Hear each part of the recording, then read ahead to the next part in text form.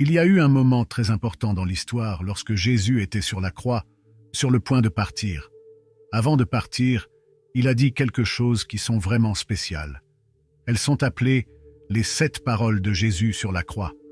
Vous êtes-vous déjà demandé ce qu'elles signifient et quel message ont-elles pour nous? Laissez-moi tout vous dire et comment cela peut changer votre vie. La première parole que Jésus a dite était « Père ». Il l'a dit dans Luc, chapitre 23, verset 34. Jésus, qui est connu comme le Fils de Dieu, le Messie promis, le Sauveur du monde, était livré pour être crucifié. Imaginez cela. Un de ses propres disciples, Judas, l'a livré aux autorités juives qui l'ont accusé de choses qu'il n'a pas faites. Il a été conduit devant le gouverneur romain, Pilate, qui a cédé à la pression de la foule et l'a condamné à mort sur la croix. Jésus a traversé de nombreuses choses terribles. Il a été fouetté, une couronne d'épines lui a été mise sur la tête, il a été revêtu d'un manteau pourpre et moqué par les soldats. Il a dû porter sa propre croix jusqu'au mont Calvaire, où il a été cloué entre 2 criminels. Mais même dans ce moment de grande souffrance, Jésus a dit quelque chose d'incroyable. Il a dit « Père, pardonne-leur, car ils ne savent pas ce qu'ils font ». C'est tellement puissant. Au lieu de nourrir de la rancune ou de ressentir de la haine envers ceux qui lui faisaient du mal, Jésus a demandé pardon pour eux. Cela montre à quel point le cœur de Jésus était plein d'amour et de compassion, même lorsqu'il souffrait autant. Il n'a pas gardé de rancœur, il n'a pas cédé à la haine. Il a montré de la miséricorde, même à ceux qui le crucifiaient. C'est le message de la première parole de Jésus sur la croix. Il s'agit de pardon, d'amour et de compassion, même dans les moments difficiles. Cela nous enseigne à pardonner aux autres, tout comme Jésus nous a pardonné. C'est un message puissant qui peut vraiment changer nos vies pour toujours. Avez-vous déjà imaginé ce que c'était que ce moment où Jésus était là, sur la croix? C'était un jour sombre et triste. Les gens criaient des choses méchantes contre lui, certains se moquaient même de sa douleur. Mais malgré tout cela, Jésus n'a pas riposté avec colère. Il a regardé ces gens et a dit quelque chose qui a tout changé. « Père, pardonne-leur, car ils ne savent pas ce qu'ils font. » C'est incroyable d'y penser, n'est-ce pas? Jésus était maltraité, mais au lieu de s'énerver, il a demandé pardon à ceux qui lui faisaient du mal. Il comprenait que beaucoup de ces gens ne savaient pas ce qu'ils faisaient. Ils étaient confus, aveuglés spirituellement, influencés par le mal. Au lieu de les juger, Jésus les aimait. Et cette première parole de Jésus sur la croix nous montre quelque chose de très important à son sujet. Jésus est venu dans le monde avec un but très spécial, nous sauver. Il n'est pas venu pour pointer du doigt et dire qui a raison ou tort. Il est venu pour nous aider, pour nous réconcilier avec Dieu et nous donner une nouvelle chance de vivre en paix. Et vous savez, ce qui est encore plus incroyable, Jésus nous enseigne à être comme lui. Il nous montre que le pardon est très puissant. Il nous dit de suivre son exemple, de pardonner comme il nous a pardonné, d'aimer comme il nous a aimés. Il nous enseigne que si nous voulons être de véritables disciples, nous devons imiter sa manière d'être. Et ce n'est que le début. Jésus a dit 6 autres choses importantes alors qu'il était sur la croix. Chacune d'entre elles a un sens profond et une leçon précieuse pour nous. Par exemple, la deuxième parole de Jésus sur la croix était pour l'un des voleurs qui était crucifié à côté de lui. Il a dit que ce même jour, le voleur serait avec lui au paradis. C'est incroyable de voir comment, même au milieu de la souffrance, Jésus offrait de l'espoir et du salut à ceux qui reconnaissaient leur culpabilité et demandèrent de l'aide. C'est comme si Jésus donnait aux voleurs une nouvelle chance, une espérance de vie éternelle et de salut, tout cela gratuitement. Et vous savez ce qui est encore plus incroyable? Cela montre à quel point le cœur de Jésus est rempli d'amour, de compassion et de miséricorde. Il n'a pas rejeté le voleur, ne l'a pas méprisé, ne l'a pas condamné. Au contraire, il l'a accepté, valorisé et sauvé. Jésus savait que le voleur avait des péchés, mais il voyait aussi la foi et le repentir dans son cœur. Il n'a pas jugé le voleur pour son passé, mais l'a aimé pour ce qu'il était à ce moment-là. Et ce n'est pas tout. Jésus nous enseigne aussi quelque chose d'important à travers cela. Il nous dit que si nous voulons être ses disciples, nous devons croire en lui, nous repentir de nos péchés et le reconnaître comme notre Seigneur. Et si nous voulons être enfants de Dieu et entrer au paradis, nous devons recevoir sa grâce, son pardon et son salut. Et puis, nous arrivons à la troisième parole de Jésus sur la croix, enregistrée dans l'évangile de Jean. Il regardait sa mère et le disciple qu'il aimait, et il dit au disciple de prendre soin de sa mère comme si c'était la sienne. Et à partir de ce moment-là, le disciple l'a reçu chez lui, obéissant à la demande de Jésus. Incroyable, n'est-ce pas? Cela montre à quel point Jésus se souciait non seulement de sa propre douleur, mais aussi du bien-être de sa mère, même alors qu'il souffrait sur la croix. Vous savez, cette partie de l'histoire de Jésus sur la croix est vraiment émouvante. C'est comme un de ces moments où l'on s'arrête et l'on se demande « Waouh, qu'est-ce que cela veut dire ?» Alors Jésus était là, subissant toute cette douleur et cette souffrance par amour pour nous. Et à côté de lui se trouvaient deux voleurs, chacun réagissant différemment. L'un d'eux se moquait de Jésus, mais l'autre, regardez bien, il a demandé à être rappelé lorsque Jésus entrerait au paradis. Et vous savez ce que Jésus a dit? Il a promis qu'il serait là avec ce voleur, au paradis. C'est une promesse incroyable, n'est-ce pas? Mais vous savez quoi d'autre? Jésus a aussi regardé sa mère, Marie, et le disciple Jean qu'il aimait beaucoup. Il savait que sa mère serait seule et triste sans lui autour. Et Jean, il était le seul des apôtres à être resté avec Jésus jusqu'à la fin, toujours à ses côtés, même dans les moments les plus difficiles. Alors, Jésus a fait quelque chose de très spécial là-bas. Il a un peu transféré la responsabilité à Jean, lui demandant de prendre soin de Marie comme si c'était sa propre mère. Et pour Marie, il a dit que Jean serait comme un fils pour elle, pour la prendre en charge et la réconforter. C'est un geste d'amour et de préoccupation de la part de Jésus, n'est-ce pas?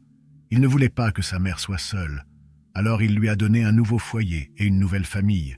Et je pense que cela nous enseigne quelque chose de très important sur le soin de la famille, vous savez. Même au milieu de toute cette douleur, Jésus n'a pas oublié l'importance d'honorer et de prendre soin de nos parents. C'est une leçon d'amour et de responsabilité que nous pouvons emporter toute notre vie. Il traversait cette terrible épreuve, mais il se souciait aussi profondément de sa mère, Marie. Même au milieu de sa propre douleur atroce, il a montré un amour et une préoccupation incroyables pour elle. Quand Jésus était sur la croix, il n'a pas seulement honoré sa mère, mais il nous a aussi donné un exemple puissant de la façon dont nous devrions traiter nos propres parents. Il nous a enseigné que la famille est quelque chose de précieux et que nous devons prendre soin les uns des autres, surtout dans les moments difficiles. De plus, cette parole de Jésus révèle quelque chose de encore plus profond. Il n'a pas seulement donné à Marie un fils humain à prendre soin, mais il nous a aussi tous donné, chrétiens, comme ses enfants spirituels. Il nous a fait partie de sa famille céleste, faisant de nous des frères et sœurs en Christ. Et Marie, alors, devient non seulement sa mère terrestre, mais aussi notre mère spirituelle, intercédant pour nous devant Jésus et nous aidant dans notre parcours de foi. Cette connexion entre Jésus, Marie et nous, ses disciples, est une merveilleuse expression de l'amour et de la grâce de Dieu. Jésus ne nous a pas seulement sauvés de la condamnation du péché, mais il nous a aussi donné une famille spirituelle pour nous soutenir et nous encourager tout au long du chemin de la vie. Ainsi, cette troisième parole de Jésus sur la croix ne révèle pas seulement sa préoccupation pour sa mère, mais elle nous enseigne aussi une leçon profonde sur la valeur de la famille et de la communauté chrétienne. C'est une leçon que nous devons emporter avec nous dans notre parcours de foi, cherchant à honorer et à prendre soin les uns des autres comme Jésus l'a fait. Maintenant, passons à la quatrième parole de Jésus sur la croix, qui est assez connue. Il s'écrie « Mon Dieu, pourquoi m'as-tu abandonné ?» Cette phrase, tirée du psaume 22, montre la profonde souffrance de Jésus alors qu'il portait les péchés du monde sur lui-même. C'est un moment d'agonie et de solitude intense, mais aussi de profonde rédemption et de sacrifice. Jésus était sur la croix, parlant en araméen, la langue qu'il parlait. Certains qui étaient autour pensaient qu'il appelait Élie, le prophète qui, selon la tradition juive, viendrait avant le jour du Seigneur. Mais en réalité, ce qui se passait était quelque chose de très profond. Jésus ne se souciait pas vraiment de ce que les gens pensaient à ce moment-là. Il exprimait toute sa douleur et son angoisse. Il se sentait abandonné par son Père. Maintenant, cela peut sembler étrange, n'est-ce pas? Comment Jésus, qui était Dieu, pourrait-il se sentir abandonné par Dieu? Voilà la clé. Jésus vivait quelque chose de très spécial sur la croix. Il portait non seulement le poids de ses propres souffrances, mais aussi le poids de tous nos péchés. Il s'est fait pécher pour nous afin que nous puissions être pardonnés et devenir justes aux yeux de Dieu. Donc, ce qui s'est passé sur cette croix était une séparation unique entre Jésus et Dieu, quelque chose qu'il a enduré par amour pour nous. Dieu ne l'a jamais abandonné, mais Jésus, dans son humanité, a vécu la terrible séparation que nous méritions à cause de nos péchés. C'est un exemple incroyable de l'amour de Jésus pour nous et du sacrifice qu'il a fait pour nous sauver. Alors l'apôtre Paul nous raconte quelque chose de très spécial dans 2 Corinthiens, chapitre 5, verset 21. Il dit que Jésus s'est identifié totalement à nous, même en criant à haute voix « Mon Dieu, pourquoi m'as-tu abandonné ?» Mais sais-tu qu'il y a quelque chose encore plus incroyable dans cette phrase? Prête attention, car c'est une des choses les plus importantes que tu as besoin de savoir. Jésus n'a pas dit cela seulement pour exprimer sa propre souffrance, mais aussi pour nous donner un grand espoir. Comment ça? Je vais t'expliquer. Quand Jésus a prononcé ces paroles, il a ressenti ce que c'était d'être abandonné par Dieu, afin que nous n'ayons jamais à ressentir cela. Il a traversé la séparation de Dieu sur la croix pour que nous puissions profiter de la communion avec lui. Il est mort pour que nous puissions vivre éternellement avec lui. Il a payé le prix pour nos péchés pour que nous puissions recevoir l'incroyable cadeau de sa grâce. Jésus nous a tellement aimés, mais tellement, qu'il a donné sa propre vie pour nous. Et tu sais ce que cela signifie pour nous? Cela signifie que nous pouvons l'aimer et le suivre en retour. N'est-ce pas incroyable? Alors, lorsque nous pensons à la 4e parole de Jésus sur la croix, voici ce que nous devons nous rappeler. Il a fait tout cela pour toi et pour moi. Est-ce que cela ne te remplit pas de gratitude et de joie? Est-ce que cela ne te motive pas à lui donner ta vie? Si la réponse est oui, alors je t'invite à continuer avec la prochaine parole. Alors, la 5e parole de Jésus sur la croix était « J'ai soif ». C'est ce que l'évangile de Jean nous dit, au chapitre 19, verset 28. Laisse-moi te lire cela dans 1 minute. Maintenant, réfléchis avec moi. Jésus, sachant que tout était pratiquement fini, a exprimé ce besoin de boire. Mais que cela signifie-t-il? Que nous révèle cette simple phrase sur Jésus et sa mission? Tout d'abord, cette parole nous montre que Jésus a ressenti toutes les douleurs physiques de la crucifixion. Il a éprouvé la douleur, la soif, la fatigue, toute l'angoisse de mourir de cette manière terrible. Mais regarde, il n'a pas fui cela, il a tout accepté avec amour et obéissance à son Père. Il est devenu l'un de nous, partageant totalement notre humanité, à l'exception du péché. C'est quelque chose de vraiment puissant, n'est-ce pas? Et tu sais quoi d'autre? Jésus a aussi accompli une ancienne prophétie du psaume 22. Ce psaume parle du Messie, celui qui viendrait pour sauver son peuple. Et devine quoi? Il décrit exactement ce qui est arrivé à Jésus sur la croix, comme si l'auteur du psaume était là à ce moment-là. C'est impressionnant. Par exemple, le psaume mentionne comment les gens se moquaient de lui et secouèrent la tête, exactement comme cela s'est passé avec Jésus. Cela nous montre comment Dieu agissait à travers Jésus, accomplissant chaque détail des anciennes prophéties. Alors, pendant la crucifixion de Jésus, comme enregistré dans le livre de Matthieu, chapitre 27, versets 39 à 43, certaines personnes qui étaient là ont commencé à se moquer de lui. Ils lançaient des paroles pleines de mépris et de dédain, comme s'ils provoquaient Jésus dans son heure de souffrance. Ces paroles de moquerie prononcées par les gens ont un lien profond avec un ancien psaume, le psaume 22. Le psaume 22 est une prophétie messianique, c'est-à-dire qu'il parle du Messie, l'élu de Dieu, qui viendrait pour sauver son peuple. C'est fascinant de voir comment les paroles de ce psaume s'alignent parfaitement avec les événements de la crucifixion de Jésus. Il décrit en détail la soif que le Messie ressentirait, la sécheresse de la bouche, même les clous dans ses mains et ses pieds, et le partage de ses vêtements entre les soldats romains. On dirait que l'auteur du psaume prévoyait exactement ce qui arriverait à Jésus, des siècles avant que cela ne se produise. Mais le psaume ne se termine pas dans le désespoir. Non. Il se conclut sur une note d'espoir et de louange à Dieu. L'écrivain, dans son angoisse, implore Dieu de le sauver de ses ennemis, et Dieu entend sa prière. Il promet alors d'annoncer le nom de Dieu à ses frères au milieu de l'assemblée, comme un acte de louange et de gratitude, même au milieu des difficultés. Cette connexion entre les paroles de moquerie prononcées par les gens et la prophétie accomplie dans la vie de Jésus nous montre comment Dieu est toujours présent, même dans les moments les plus sombres et les plus difficiles. Il tient ses promesses et nous donne de l'espoir même au milieu de l'adversité. Il nous rappelle l'importance de glorifier Dieu et de lui faire confiance, car il n'abandonne jamais les affligés. Lorsque nous lui demandons de l'aide, il nous écoute toujours et nous répond. C'est une merveilleuse promesse selon laquelle nous ne sommes jamais seuls dans nos difficultés, car Dieu est toujours avec nous, prêt à nous aider et à nous réconforter. De plus, le psalmiste parle de la manière dont ceux qui cherchent Dieu seront bénis. Ils seront rassasiés et trouveront le vrai bonheur dans son amour. C'est un rappel que notre quête de sens et de plénitude ne peut être véritablement comblé que en Dieu. Et ce n'est pas tout. Le psaume parle également du jour où toutes les nations et familles de la terre l'adoreront. Cela démontre la souveraineté et la puissance de Dieu sur toute la création. C'est un aperçu de la promesse d'un avenir glorieux, où toutes les personnes reconnaîtront et adoreront Dieu comme le seul Seigneur. Et tu sais ce qui est encore plus incroyable? Même ceux qui ne sont pas encore nés loueront Dieu.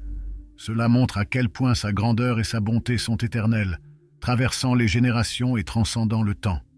Alors, lorsque Jésus a dit « J'ai soif », il exprimait également le désir que nous nous approchions de lui, que nous cherchions sa source d'eau vive pour étancher notre soif de bonheur avec son amour. C'est un message puissant d'espoir et de salut qui résonne à travers les siècles, nous invitant à nous tourner vers Dieu à la recherche de vie et de plénitude. Jésus nous invite à nous unir à lui dans sa mission de sauver le monde. Il nous appelle à offrir nos propres souffrances pour le salut de tous. Il nous dit qu'il a soif non seulement d'eau, mais de nous, de notre amour, de notre confiance et de notre dévouement. Il promet de nous donner une eau qui nous fera vivre éternellement. Ainsi nous arrivons à la prochaine parole de Jésus, une qui touche profondément nos cœurs. Il a dit « Tout est accompli ». Jean chapitre 19, verset 30. Cette phrase est puissante. Elle signifie que Jésus a achevé sa mission sur terre. Il a accompli le but pour lequel il est venu au monde. Jésus a sacrifié sa vie pour nous sauver, comme cela avait été prophétisé par les anciens. Il a affronté de nombreux défis et douleurs, mais tout a été fait pour notre salut. Tu comprends ce que cela signifie? Jésus n'a pas échoué, il n'a rien laissé d'inachevé. Il a tout accompli. Il a payé le prix de nos péchés, vaincu le mal et ouvert la voie vers le ciel. Il nous a montré l'amour et la grâce de Dieu d'une manière incroyable. C'est une histoire de triomphe et de rédemption qui nous remplit d'espoir et de gratitude. Jésus a fait tout cela pour nous, car il nous aime plus que nous ne pouvons l'imaginer. Jésus a achevé tout ce qu'il était venu faire de manière glorieuse et parfaite. Cette parole, « Tout est accompli », révèle non seulement la détermination de Jésus à accomplir sa mission, mais aussi son amour inébranlable pour nous. Il a affronté chaque défi avec courage, chaque moment de douleur avec humilité et chaque obstacle avec joie, parce qu'il aimait profondément non seulement le Père, mais chacun de nous. Il est important de comprendre que le but de Jésus en venant dans le monde n'était pas de condamner ou de détruire, mais plutôt de sauver et de restaurer. Il est venu pour nous réconcilier avec Dieu, pour nous offrir une nouvelle opportunité de vie. Sa venue n'était pas pour diviser, mais pour unir. Ce n'était pas pour apporter la condamnation, mais pour offrir la rédemption. Chaque action de Jésus, depuis sa naissance humble jusqu'à sa mort sur la croix, a été une expression de son amour et de son engagement envers nous. Il a donné sa vie pour que nous puissions avoir la vie en lui, pour que nous puissions expérimenter la plénitude de la vie éternelle. Et cette 6e parole de Jésus sur la croix nous amène à réfléchir profondément sur l'amour qu'il a pour nous. C'est un rappel puissant de combien il est prêt à sacrifier pour notre bien-être, de combien il nous aime inconditionnellement. Et en parlant des paroles sur la croix, il y en a une de plus que Jésus a dite, une parole qui est profondément significative pour nous tous. Si vous voulez en savoir plus à ce sujet et comprendre ce que cela signifie pour nous, restez à l'écoute. Nous sommes sur le point d'explorer plus en profondeur ce message transformateur d'amour et de rédemption. Explorons maintenant la dernière parole que Jésus a prononcée sur la croix, telle que consignée dans l'évangile de Luc. Il a dit à haute voix, « Père, je remets mon esprit entre tes mains ». Ces paroles portent un sens profond et nous révèlent beaucoup sur la confiance et la remise de Jésus au Père. Pour mieux comprendre, nous devons regarder le contexte. Jésus était sur la croix après avoir enduré une série de souffrances terribles. Il a été trahi, renié, abandonné, arrêté, jugé, flagellé, couronné d'épines et cloué sur la croix. Malgré tout cela, il a pardonné à ses ennemis, a promis le paradis aux voleurs repentants, a confié sa mère aux soins de Jean et a exprimé sa soif d'âme. Et maintenant, dans les moments finaux, il crie à son Père. Quand Jésus dit qu'il remet son esprit entre les mains de son Père, il démontre sa confiance et sa soumission complètes à Dieu. Il accepte son destin avec courage et paix, sachant qu'il accomplit la volonté du Père. Sa mort n'est pas un acte de faiblesse, mais de puissance et de dessein. Jésus meurt comme le Seigneur de la vie, qui a le contrôle sur sa propre mort, comme le Fils de Dieu, qui fait entièrement confiance à son Père, et comme le Sauveur du monde, qui donne sa vie par amour pour nous. Cette dernière parole de Jésus sur la croix nous enseigne sur la foi, la confiance et la remise totale à Dieu. Elle nous rappelle le profond amour de Jésus pour nous et sa volonté de se sacrifier pour notre rédemption. C'est un rappel que même dans les moments les plus sombres, nous pouvons trouver la paix et la sécurité en Dieu. Quand Jésus a dit « Père, entre tes mains je remets mon esprit », il nous a montré quelque chose d'incroyable. Il s'est entièrement remis entre le contrôle de sa crucifixion. Jésus n'a pas permis à la mort de le dominer, mais il a lui-même dominé la mort. Il n'a pas attendu la mort, il l'a affrontée avec courage et détermination. Et le plus surprenant est que Jésus n'a pas considéré la mort comme une punition, mais comme un don pour nous. En remettant son esprit entre les mains du Père, Jésus a révélé l'accomplissement de sa mission sur la croix et son sacrifice par amour pour nous. Il n'est pas seulement mort, mais il est ressuscité. Il n'a pas seulement payé le prix de nos péchés, mais il a ouvert les portes du ciel pour nous. Jésus ne nous a pas seulement libérés du mal, mais il nous a comblés de bien. Et plus important encore, il ne nous a pas seulement réconciliés avec le Père, mais il nous a fait enfants de Dieu. Cette dernière parole de Jésus sur la croix est une histoire de confiance et de contrôle. Elle nous enseigne à avoir une confiance totale en Dieu, même dans les moments les plus difficiles. Et elle nous rappelle le sacrifice incomparable de Jésus par amour pour nous. C'est une parole sur laquelle nous devrions méditer et pour laquelle nous devrions être reconnaissants, car elle nous rendra plus fidèles et plus joyeux. Nous arrivons à la fin de ce voyage. Mais avant de nous dire au revoir, récapitulons ce que nous avons appris des 7 paroles de Jésus avant sa mort et comment nous pouvons les appliquer dans nos vies. Père, pardonne-leur, car ils ne savent pas ce qu'ils font. C'était la première parole de Jésus sur la croix trouvée dans l'évangile de Luc. Même confronté à la souffrance et à l'injustice, Jésus a choisi de pardonner à ceux qui le maltraitaient. Il nous a enseigné que le pardon est une réponse puissante au mal et que nous devons pardonner à nos ennemis tout comme il nous a pardonné. Avez-vous déjà pardonné à quelqu'un qui vous a blessé? Avez-vous demandé pardon à ceux que vous avez blessés? En vérité, je te le dis, aujourd'hui tu seras avec moi au paradis. Ces paroles ont été adressées à l'un des voleurs crucifiés à côté de Jésus, qui a reconnu son innocence et sa divinité. Jésus lui a promis la présence au paradis ce même jour, montrant que sa grâce est suffisante pour nous sauver, peu importe ce que nous avons fait. Avez-vous confiance en Jésus comme votre sauveur? Êtes-vous sûr de votre destin éternel au ciel? Femme, voici ton fils, voici ta mère. Jésus a dit cela à sa mère Marie et à son disciple Jean, qui se tenaient au pied de la croix. Jésus nous a rappelé l'importance des liens familiaux et de l'entraide. Il nous a enseigné à honorer nos parents et à prendre soin les uns des autres en tant que famille.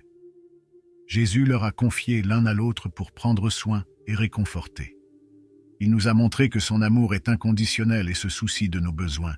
À travers nos relations, il veut que nous aimions notre famille, nos amis et tous ceux qui nous entourent, tout comme il nous a aimés. Aimes-tu ta famille? As-tu de bons amis? Te soucies-tu des autres? Mon Dieu, pourquoi m'as-tu abandonné? C'est une phrase puissante que l'on trouve dans les évangiles de Matthieu et de Marc. Jésus l'a prononcée en araméen, la langue qu'il parlait au quotidien. Il a tiré cette expression du psaume 22, une prière d'angoisse et de confiance en Dieu.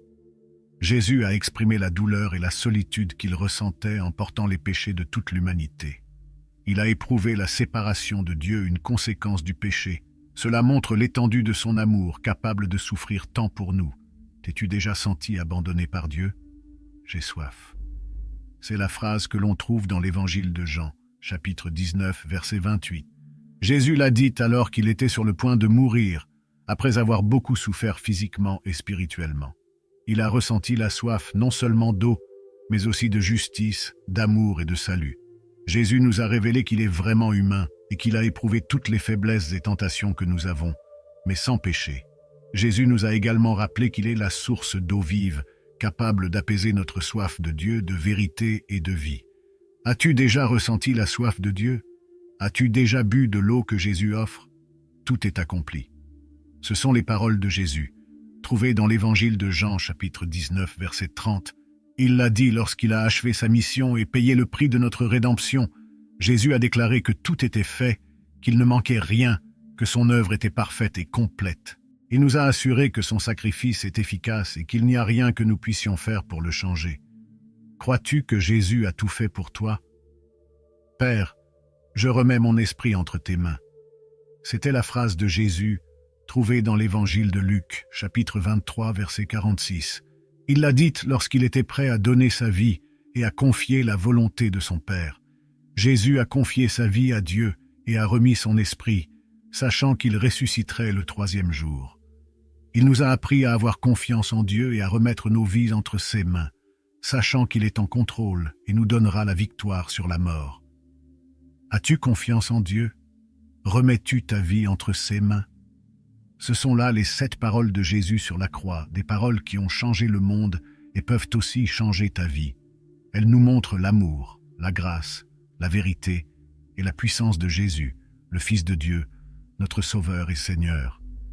Elles nous appellent à nous souvenir et à accepter le sacrifice de Jésus, le seul qui puisse pardonner nos péchés et nous donner la vie éternelle. Ces paroles nous invitent à réfléchir sur la signification de la Semaine Sainte, la semaine la plus importante de l'année où nous célébrons la mort et la résurrection de Jésus. Elles nous rappellent l'importance de croire en Jésus et de le suivre de tout notre cœur, de toute notre âme et de toute notre pensée. Si tu veux en savoir plus sur l'amour de Jésus et comment avoir une relation personnelle avec lui, reste attentif à cette chaîne, car nous partageons régulièrement des informations sur ce sujet et d'autres sujets pertinents pour ta vie. De plus, tu trouveras ici plus de vidéos sur les paroles de Jésus et d'autres sujets importants. Enfin, je t'invite à partager tes pensées dans les commentaires. Merci d'avoir regardé cette vidéo et que Dieu te bénisse. À bientôt.